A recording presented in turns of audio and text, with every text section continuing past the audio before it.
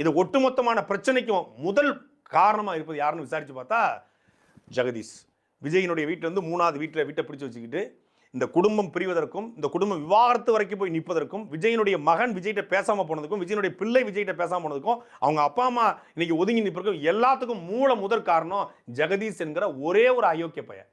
Root அப்படிங்கிற ஒரு மீடியாவை ஆரம்பித்து ஒரு நிறுவனத்தை ஆரம்பித்து விஜயை மண்டைய கழுவி அவரோட குடும்பத்தை அங்கிருந்து விலக்கி எல்லா வேலையும் பார்த்தது அந்த ரூட்டு பையன் ஜெகதீஷ் தான். ரூட்டு மாமா ஜெகதீஷ் தான்.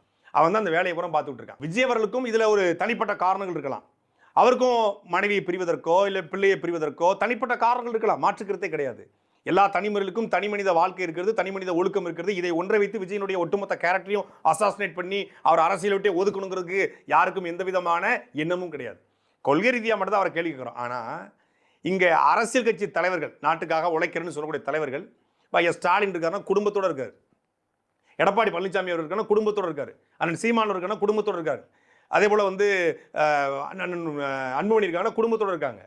எல்லாருடைய குடும்பத்தோடு இருந்து குடும்பத்துக்கும் உழைத்து நாட்டுக்கும் உழைக்கிறாங்க.